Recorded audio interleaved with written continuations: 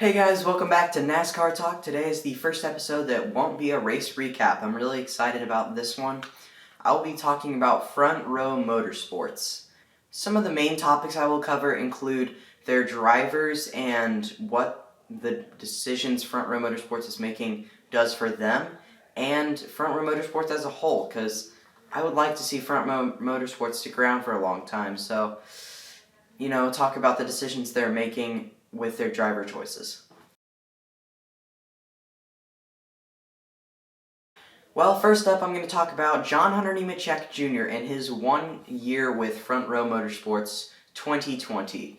It was a weird year. There weren't any practice sessions or qualifying, so it was really hard for a rookie to get a handle on the race car, and that's why John Hunter Nemechek wrecked a lot of race cars. People don't give John Hunter Nemechek Jr. enough credit.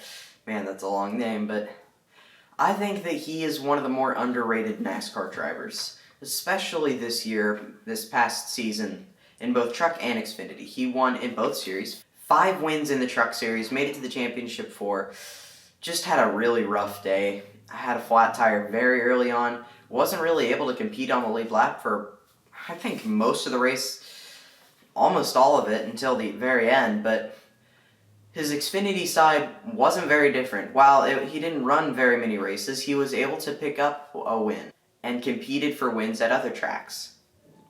But his Cup Series stats are 0 top 5s, 3 top 10s, and I believe 16 top 20s and an average finish of 22.42.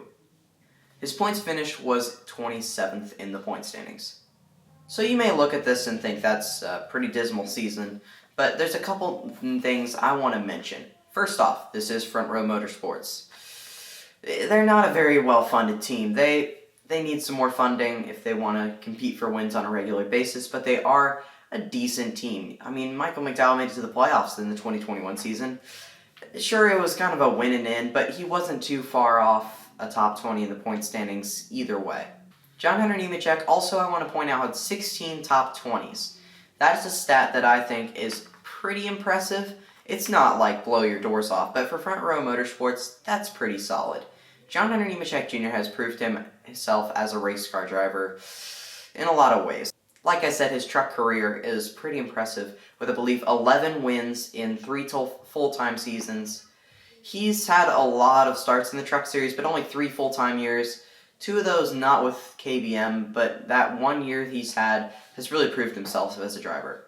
He has had 1 full-time year in Xfinity Series. He won 1 race there, and 1 race with Joe Gibbs Racing, if I'm correct.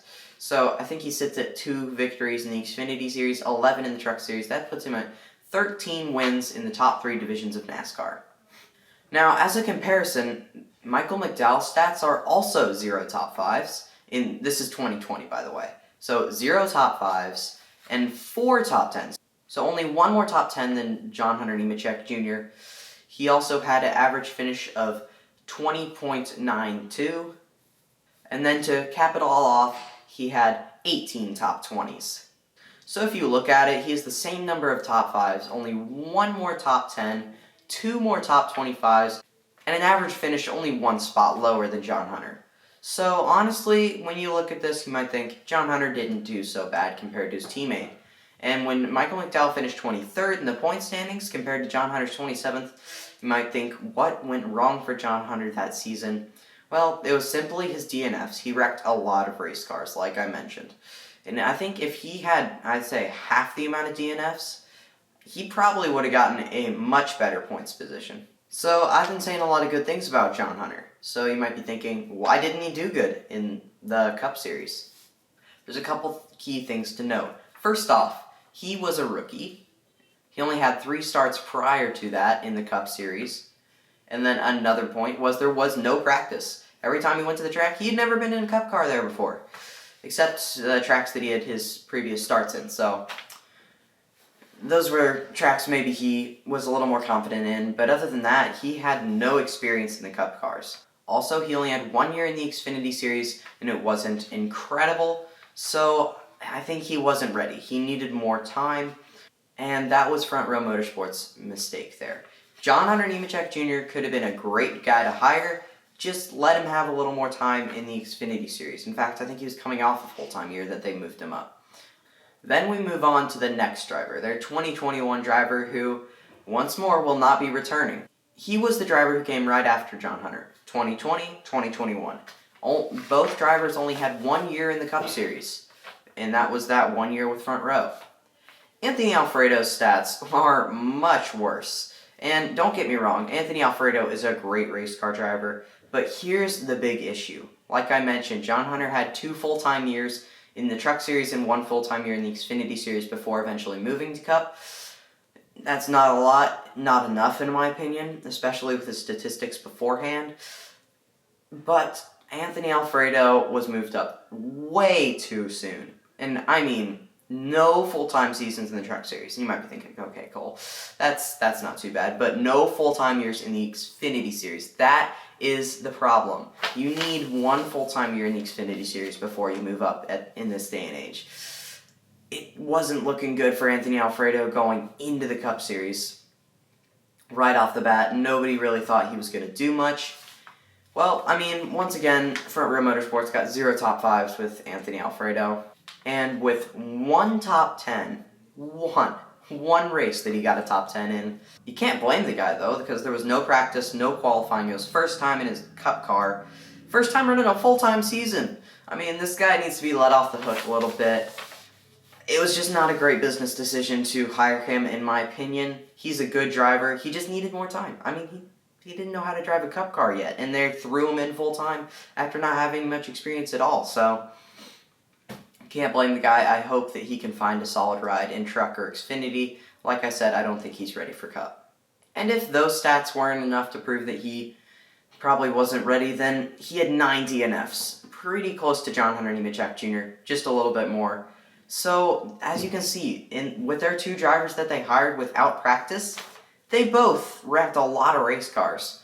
I remember a driver, Matt Tifft, raced for that car earlier. I think he was taken out of the car because of health issues and not because Front Row Motorsports didn't want him to race for them anymore. But they just have a long history in that second car, or I guess a recent history, of drivers not continuing and having to go find a way to kind of fix what happened. John Hunter had to go all the way down to Truck Series. He said he wanted to win races, and that's exactly what he did. Matt Tifft became a team owner. I don't know what Anthony Alfredo's going to do. He doesn't have as much leverage. When you look at him as a team owner, you're like, he's never run a full-time year in anything except Cup, and that year was pretty dismal. Why should I hire him? And when you look at it that way, yeah, but when you look at his part-time Xfinity, I was a little impressed with his statistics, but then again, if I was a team owner, I don't know if I would hire him. So right there is 2 big examples of maybe drivers that were brought up to the Cup Series too early by Front Row Motorsports. I mean, we've had drivers like Daniel Suarez, maybe you could even say Eric Jones, Austin Dillon, I don't know, but there's been a couple drivers brought up too soon, but nothing like Anthony Alfredo and I'd say John Hunter Nemechek. Nemechek has a long time in NASCAR ahead of him.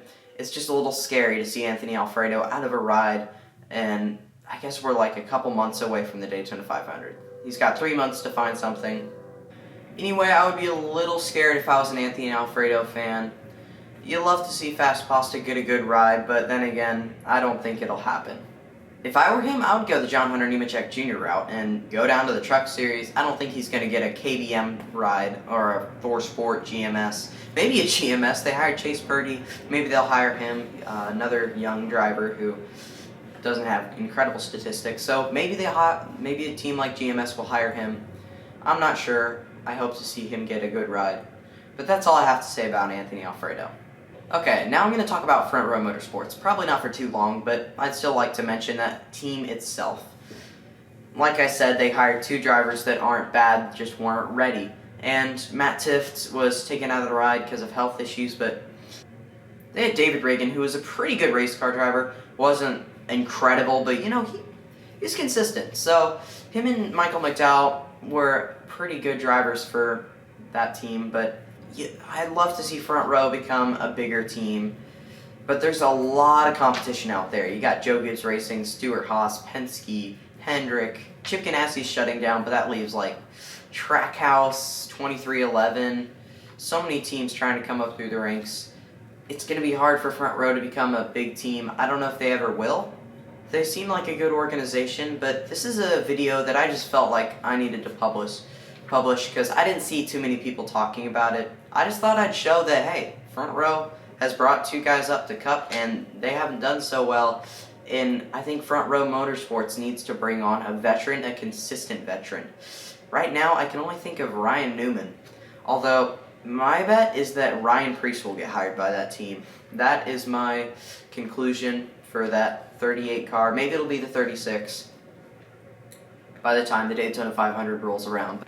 I thought I'd mention quickly that the YouTube channel I Don't Know Player, IDK Player, however you want to put it, he runs iRacing streams some nights.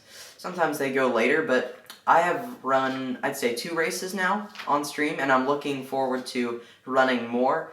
So if you want to see me try iRacing there, you can go ahead and hop over to I Don't Know Player, that YouTube channel. It's pretty entertaining stuff.